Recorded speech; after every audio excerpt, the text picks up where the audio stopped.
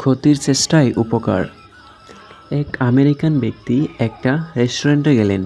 সেখানে গিয়ে ওই আমেরিকান ব্যক্তি চারপাশে সবাইকে পর্যবেক্ষণ করতে লাগলো এবং সে দেখলো রেস্টুরেন্টের একদিকে এক ব্যক্তি বসে আছে, যার গায়ের রং পোশাক দেখে সে বুঝতে পারলো যে ওই ব্যক্তি একজন ভারতীয়।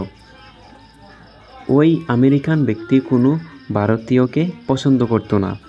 তখন ওই আমেরিকান ব্যক্তি ওয়েটারকে গিয়ে বলল, আজ আমার পক্ষ থেকে সবার জন্য ড্রিঙ্কস ফ্রি, শুধুমাত্র ওই ভারতীয় ব্যক্তি ছাড়া। তারপর ওই আমেরিকান ব্যক্তি ওই ভারতীয় ব্যক্তির দিকে দেখল।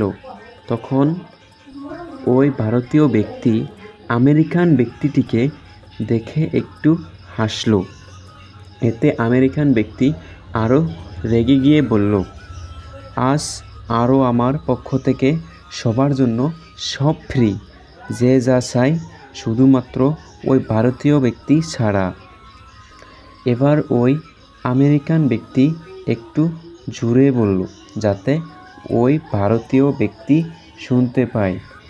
এবার ওই ভারতীয় ব্যক্তি ওই আমেরিকান ব্যক্তিকে বলল, ধন্যবাদ।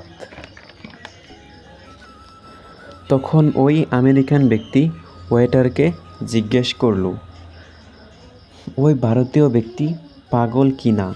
তখন ওই ওয়েটার খুব শান্তভাবে বলল, পাগল উনি না স্যার, ওনার আপনাকে ধন্যবাদ জানানো স্বাভাবিক, কারণ এই রেস্টুরেন্টের মালিক উনি। বাস্তব জীবনেও অনেক সময় এরকম হয়, আমাদের কোনো শত্রু আমাদের ক্ষতি করতে এসে আমাদের ভালো করে ফেলে।